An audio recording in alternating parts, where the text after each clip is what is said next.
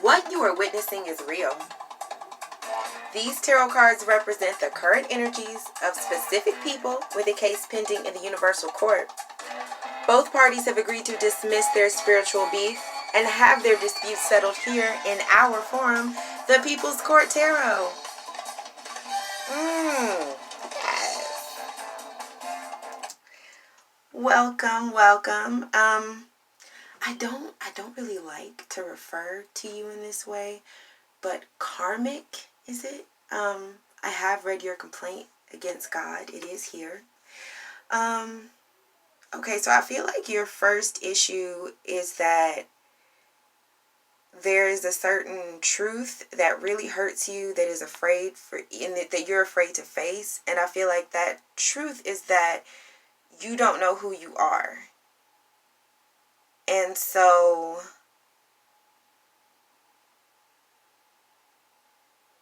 I feel like there's just a certain truth. There's a certain way in which that you could stand up and stand in your truth, and if you've changed, I feel like maybe that's also your complaint, is that you're not who you used to be. You don't know who you are, and maybe it's because you've changed and you're not who you used to be. You're trying to figure out who you are, and it makes it difficult for you to receive. It makes it difficult for you to care, to nurture, because something in you has changed. And I feel like that's hard for you to accept. And so you may try to keep from accepting that truth by protecting yourself in certain ways. I feel like there's a way in which you could heal, but instead you choose to... Okay, here's the other thing that I feel like is your issue. I'm not sure if this is your issue with God or a confession or whatever, but I feel like you're saying that there is a way in which you could just be free and be single.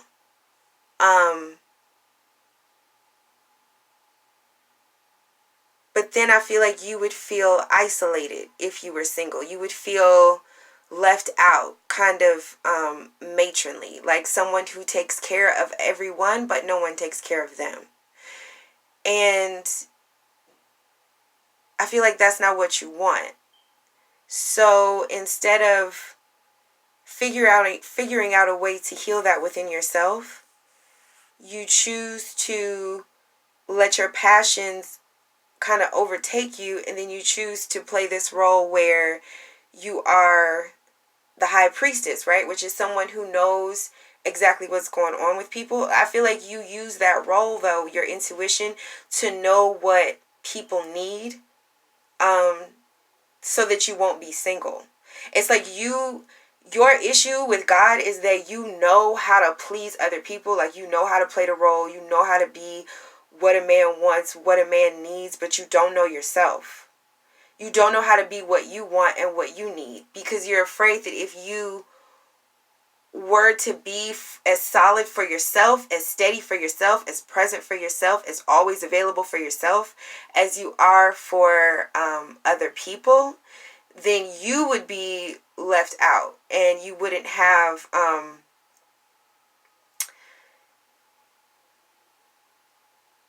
I don't know, I feel like you feel like there's just a certain wisdom that you get from knowing other people that you feel like you wouldn't get from just being by yourself. So I think that's your complaint with God, is like, why do you have to go through all these cycles and phases of thinking that you found someone to love you? I think that's also your complaint too, is like, you know how to maybe look at a man or look at a partner and be who they want you to be, because you know what they need, but then you fuck around and you don't know who you actually are. So you're trying to figure out why you have to do all of that to get love, and then it's never love anyway. And why is that your gift? Like, why is that your talent? That's your issue too. Is like, everybody else has all these gifts and talents that they can talk about. And you're like, why the fuck is my gift, excuse me for cursing, God, but you're like, why is my gift or my talent to be the woman that men need, but then you're like, but then I don't know who I am, or be the man that women need, but then it's like, but then you don't know who you are. And it makes you feel like, oh, this is gonna make me cry, because it makes you feel like if you don't have a person with you, then you're not there. So because the way that you feel present is by being seen and being interacted with and engaged with, because it's like physics, right? Like how in physics they tell us, or this is quantum physics really, but they tell us that reality does not exist as a solid. It's like reality is basically made up of waves and particles, right? Of just waves and dots. And when we look at a certain thing, we make it become real. We make it have like a solid form and function based off what we see. So science confirms that we really do create our reality based off what we see. Like perception is reality, reality is perception. And I feel like that's your issue with God, is like, why are you the type of person who feels like you don't even come into focus, into solidity, until another person is looking at you, until another person is paying attention to you? And if someone is not paying attention to you, you literally feel like you're not there. That's your issue. Because then it makes you, I mean, you know what it makes you do. You don't have to get into all of that. But whatever it is, it hurts you. You know what I'm saying? It's like, and then at the end of the day, I think you've realized that what you really want is love, but there's just, you know what I'm saying? There's not love in these cups. But at the end, it's like this thing right here, you know what I'm saying? Where this person is just, they don't know who they are. Like, you don't know how to love yourself because you don't know who you are. And you're mad at God for making you this way. Because you feel like that's your talent. Your talent. Because God is the one who gives us our talent, right? So you're like, okay, well, my fucking talent is to be a chameleon, is to be whatever people need me to be. And damn, why is that my talent? Right? Am I saying that right? I feel like I'm saying that right. Okay. So that is your complaint. I'm going to move over to see what God has to say about this. Okay. I feel like God is saying that you're impatient and that you rush into situations because of your talent. So I feel like God is like saying that age-old proverb is, just because you can don't mean that you should. Just because that is your talent, I mean, shit, I might have a talent for shooting people. There's people that are sharpshooters in wars, and that is their talent. They are the best damn murderer at a distance that this squad has ever seen. But when they get back around civilians, they can't do that. They cannot use their best talent because it destroys lives. And I feel like that's what God is saying. Is like, yes, you have this talent of being whatever people need. And that is a powerful talent, so that you must use it wisely. You must use it slowly. Actually, that is the talent of being a wife or a husband. But only after you truly have an idea of who you are.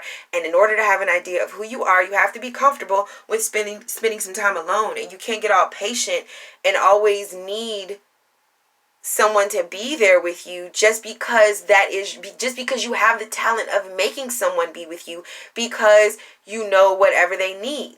Use your talent to figure out what you need.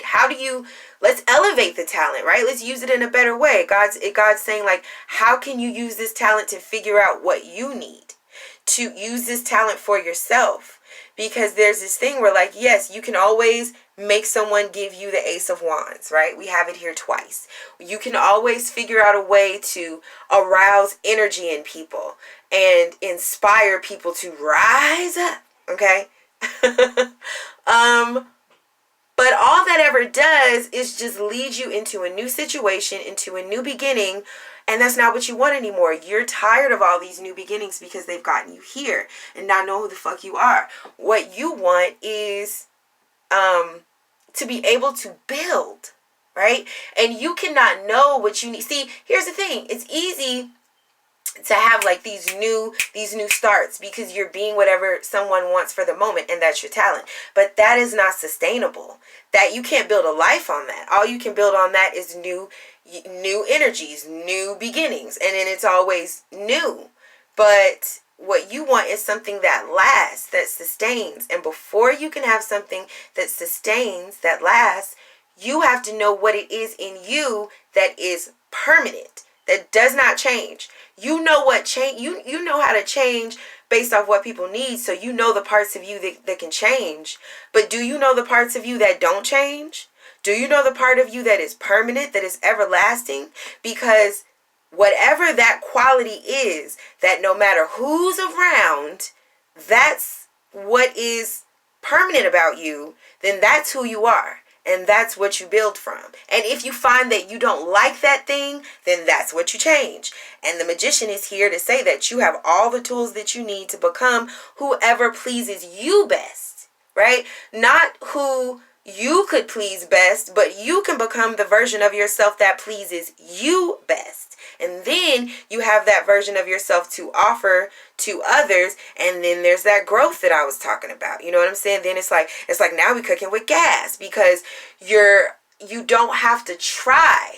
I feel like God is saying, like, you take up so much of your energy trying to be what people need, trying to use this talent because you think that's your only talent, that you don't have any energy left for yourself. You don't have any energy left to build and to sustain, a life or something that will last, because you used all your energy on these little spurts.